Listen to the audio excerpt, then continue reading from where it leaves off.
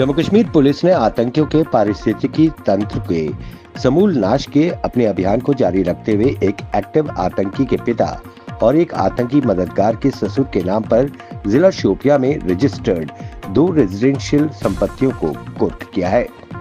Police की ये कार्रवाई गैर कानूनी गतिविधियां रोकथाम अधिनियम 1967 यूपीएपी के तहत की गई।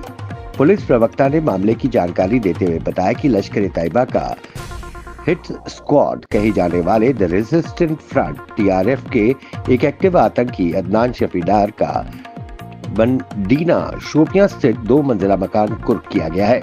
इसके अलावा पुलिस ने शोपियां के मलहोरा गांव में 7 मरला जमीन पर स्थित एक 2 मंजिला मकान भी कुर्क किया। कश्मीर में शीतलहर का प्रकोप शुरू हो चुका है और पूरे कश्मीर में तापमान 0 से नीचे आ गया है। कश्मीर में जारी शीतलहर का असर जम्मू संभाग में दिखने लगा है, जिसके चलते जम्मू की रातें कांपने वाली हो गई हैं।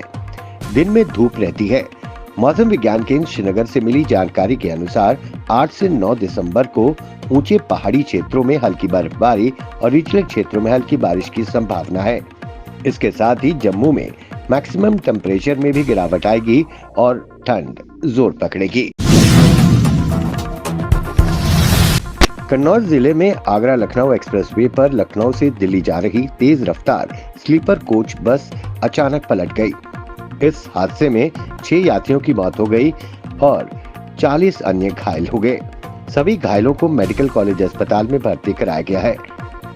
घायल यात्रियों ने बताया कि चालक को नींद की झपकी आने के कारण बस अनियंत्रित होकर डिवाइडर पर लगे पौधों की सिंचाई कर रहे टैंकर से जा टकराई और पलट गई। हुर्रियत कॉन्फ्रेंस के अध्यक्ष मीरवाइज उमर फारूक ने दावा किया है कि उन्हें घर में नजरबंद कर दिया गया है और जामा मस्जिद में जुमे की नमाज अदा करने से रोका गया। मीरवाइज, जो कश्मीर के प्रमुख धार्मिक नेता भी हैं, उन्होंने सोशल मीडिया प्लेटफॉर्म पोस्ट में कहा, जब मैं जामा मस्जिद जुमे की तकरीर और नमाज के लिए जाने वाला था, तब मुझे मौखिक वर्बल रूप से सूचित किया गया कि आज मुझे घर में नजरबंद कर दिया गया है और मुझे जामा मस्जिद नहीं जाने दिया जाएगा। क्या ये बाबरी मस्जिद विध्वंस की 32वीं वर्षगांठ से जुड़ा हुआ है क्या? जम्मू के रिंग रोड पर स्थित सुंदजना टोल प्लाजा पर आज से टोल शुरू हो गया है। इस टोल प्लाजा पर वाहन चालकों से टोल टैक्स वसूला जाएगा। इस संबंध में अधिकारियों ने बताया कि स्वांजाना टोल प्लाजा पर टोल शुरू होने से रिंग रोड पर यातायात में सुधार होगा और सड़कों की मरम्मत के लिए धन संग्रह किया जा सकेगा।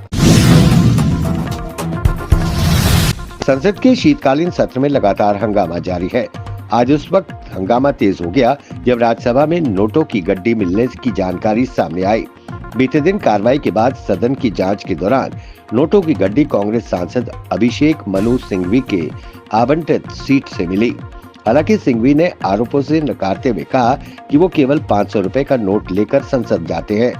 वहीं भाजपा सांसद व अध्यक्ष जेपी नड्डा ने कहा कि ये घटना सामान्य नहीं है और ये सदन की गरिमा पर चोट है।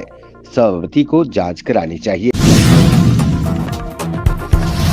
दिल्ली के पूर्व मुख्यमंत्री अरविंद केजरीवाल ने एक प्रेस कॉन्फ्रेंस करके भाजपा पर बेहद गंभीर आरोप लगाया है। केजरीवाल का आरोप है कि दिल्ली में भाजपा गुपचुप तरीके से वोट कटवा रही है। उन्होंने कहा कि शारदा विधानसभा में पिछले 1 महीने में भाजपा ने 11,018 वोट काटने की एप्लीकेशन दी। ये सिलसिला जारी है। केजरीवाल ने कहा कि भाजपा ने अपने लेटरहेड में वोट काटने का आवेदन दिया है। उन्होंने 11,000 लोगों के वोट काटने का आवेदन दिया। पंजाब हरियाणा के शंभू बॉर्डर पर बैठे किसानों ने दिल्ली की तरफ कूच करना था। दोपहर 1 बजे 101 पर जीवड़ों का जत्था दिल्ली के लिए आगे बढ़ा। किसानों ने बैरिकेडिंग और कटीले तार हटा दिए, लेकिन हरियाणा पुलिस ने बॉर्डर पार नहीं करने दिया। काफी देर तक किसान बैरिकेडिंग के सामने खड़े रहे और कहते रहे कि हमें पैदल जाना चाहते हैं। शंभू बॉर्डर में किसान नेता सुखन सिंह पंडेर ने बताया कि अब 101 किसान का जत्था 8 दिसंबर को दोपहर 12 बजे दिल्ली की ओर कूच करेगा। आज का दिन केंद्र सरकार से बातचीत के लिए रखा गया है। उन्होंने कहा कि वो बातचीत के लिए तैयार है। हम कल तक इंतजार करेंगे। हम सरकार से टकराव नहीं चाहते हैं। पश्चिम बंगाल के दक्षिण 24 परगना जिले के जयनगर में 10 साल की बच्ची से दुष्कर्म और हत्या मामले में बुरईपुर की पॉस्को अदालत ने दोषी युवक को मौत की सजा सुनाई है। अदालत ने महज 62 दिनों में ये फैसला सुनाया। अदालत के फैसले से पश्चिम बंगाल की मुख्यमंत्री ममता बनर्जी ने इसकी सराहना की है। भारत और चीन ने सीमा पर तनाव को और कम करने के लिए कदम उठाने और अक्टूबर में हुए समझौते को पूरी तरह लागू करने पर सहमति जताई है। ये जानकारी चीन की विदेश मंत्रालय ने नई दिल्ली में हुई बातचीत के एक दिन बाद दी। बीते गुरुवार को नई दिल्ली में चीन भारत सीमा मामले पर परामर्श और समन्वय के लिए वर्किंग मैकेनिज्म WMCC की 32वीं बैठक हुई।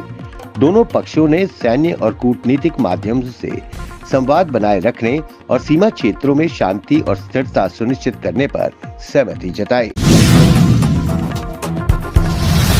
महाराष्ट्र में एक दिन पहले ही नई सरकार का गठन किया गया है, जिसमें राज्य के मुख्यमंत्री के तौर पर देवेंद्र फडणवीस और उप मुख्यमंत्री के तौर पर एकनाथ शिंदे और अजित पवार ने शपथ ली।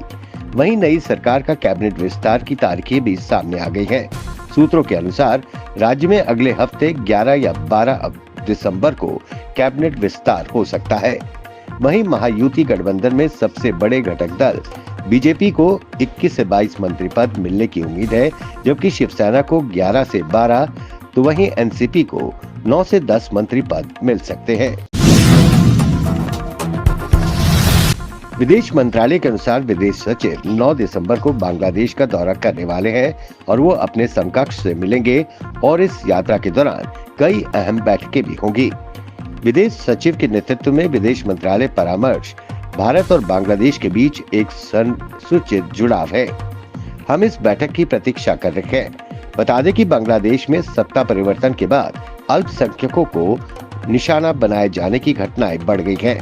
वहीं भारत ने इस मामले में बांग्लादेश की अंतरिम सरकार से सभी की सुरक्षा सुनिश्चित करने की अपील भी की थी।